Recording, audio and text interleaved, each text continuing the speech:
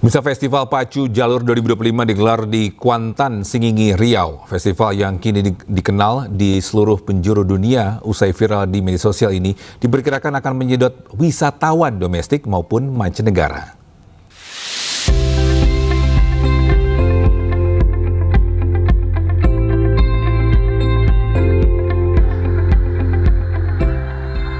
Puncak Festival Pacu Jalur 2025 digelar di tepian Narosa, Sungai Batang, Kuantan, Kabupaten Kuantan, Singingi, Riau.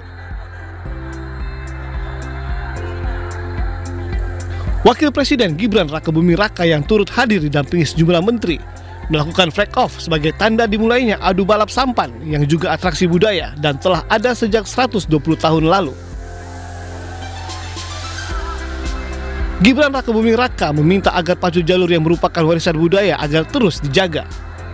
Selain itu, pacu jalur bukan sekedar olahraga, melainkan cerminan semangat gotong royong, solidaritas, serta daya tahan masyarakat Riau. Kita senang sekali lagi tariannya sudah viral, sudah mendunia. Harapannya ke depan bisa kita rawat terus ya warisan kebudayaan ini. Kita jaga semua, kita jaga kebersihannya, kita perbaiki dari tahun ke tahun biar bisa mengundang lebih banyak wisatawan lagi. Tadi saya lihat banyak dubes-dubes juga yang ikut menyaksikan. Dalam bahasa Kuantan Singingi, jalur merupakan perahu tradisional yang digunakan masyarakat sebagai alat transportasi. Perahu panjang ini bisa mengangkut 40 hingga 60 orang. Seiring berjalannya waktu, masyarakat mulai menggelar lomba adu cepat antar perahu hingga akhirnya dikenal dengan nama pacu jalur. Kini, pacu jalur semakin populer dan mendunia setelah viral gerakan bocah pacu jalur Raihan Akadika dari atas perahu yang dikenal sebagai aura farming. Dari Kuantan, Singingi, Riau, Indra Yoserizal, iNews melaporkan. Ya, sementara itu arak-arakan Tudung Saji dan Telok Serujo turut memeriahkan perayaan HUT ke-80 RI di Bangka Selatan. Kegiatan ini merupakan simbol kekompakan dan gotong royong warga Kabupaten Bangka Selatan.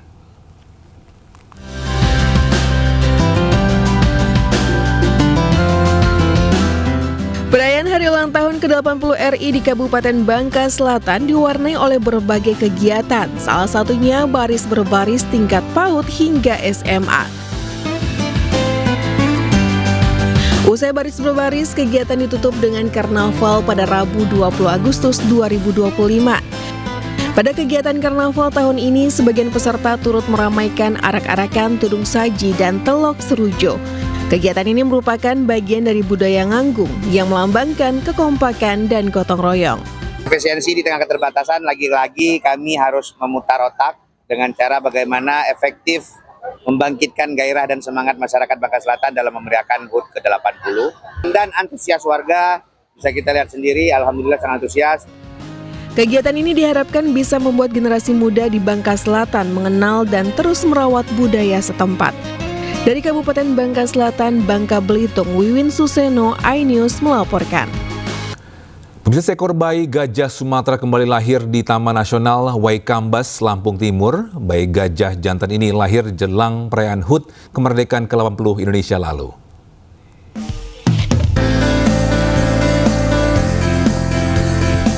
Seekor bayi gajah Sumatera jantan kembali lahir di Pusat Lektur Gajah Taman Nasional Waikambas, Lampung Timur, Lampung.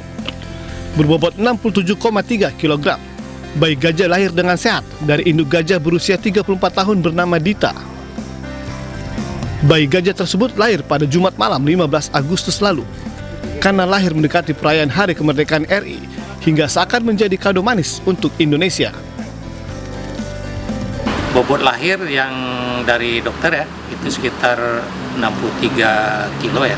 67 kilo. 67,3 kilo. Kondisinya ya sehat itu.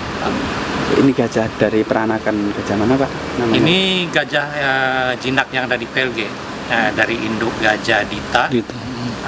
Saat ini Dita umur sekitar 34 tahun. Bayi gajah yang belum diberikan nama ini merupakan anak ketiga dari induk gajah Dita. Sebelumnya, induk ini telah melahirkan 2 anak gajah yang diketahui telah berusia 14 dan 9 tahun. Dengan kelahiran ini, Taman Nasional Waikambas kini tercatat memiliki total sebanyak 62 ekor gajah Sumatera jinak, serta sekitar 160 ekor gajah Sumatera liar. Dari Lampung Timur, Lampung, Tinus Ristanto, iNews melaporkan. Ya, terima kasih masih bersama kami di iNews Siang. Pemirsa, Muhammad Ilham Pradipta, Kepala Kantor Cabang Bank yang menjadi korban penculikan dan pembunuhan Kamis malam dimakamkan di TPU Situ Gede, Kota Bogor.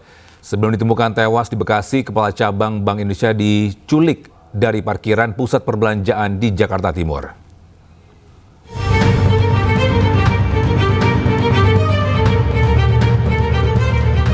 Usai ditemukan tewas dalam kondisi mengenaskan di persawahan di Desa Nagasari, Serang Baru, Kabupaten Bekasi, Jawa Barat, Muhammad Ilham Pradipta, Kepala Kantor Cabang Bank Pemerintah yang menjadi korban pembunuhan, dimakamkan Kamis malam. Ilham dimakamkan di TPU Situ Gede, Kota Bogor. Suasana haru disertai isak tangis mewarnai pemakaman pria berusia 37 tahun ini. Di mata keluarga, korban dikenal baik. Istri korban meminta polisi menuntaskan kematian suaminya, mulai dari pelaku yang dihukum setimpal serta motif pelaku yang membunuh suaminya yang diawali penculikan. Suami saya itu orangnya baik, sangat baik, banyak kesaksiannya. Jadi harapan saya ketika pelaku udah ketemu, dihukum setimpal, seberat-beratnya.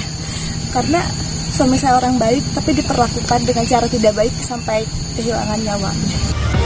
Kepala Cabang Bank Pemerintah ditemukan tewas mengenaskan di area persawahan di kawasan Bekasi. Saat ditemukan korban dalam kondisi mengenaskan, petugas kepolisian yang tiba di lokasi melakukan olah tempat kejadian perkara dan memasang garis polisi di lokasi kejadian. Saat ditemukan oleh warga dan saat kami datangin TKP, kondisi korban itu saat itu dilakban bagian matanya dan diikat di kakinya.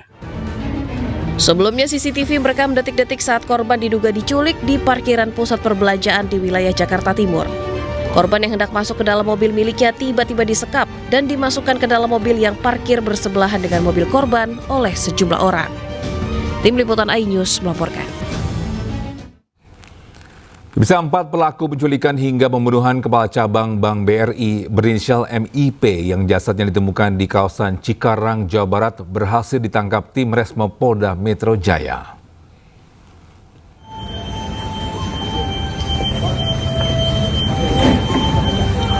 Ya, inilah wajah para pelaku yang berhasil ditangkap dan langsung ditahan di Polda Metro Jaya. Ketiga pelaku berinisial AT, RS, RAH ditangkap di kawasan Johar Baru, Jakarta Pusat. Sementara satu pelaku berinisial RW diringkus di Bandara Nusa Tenggara Timur. Sebelumnya aksi keempatnya saat menculik korban sempat terekam kamera pengawas atau CCTV di salah satu pusat perbelanjaan di Pasar Rebo, Jakarta Timur menggunakan satu unit mobil berwarna putih.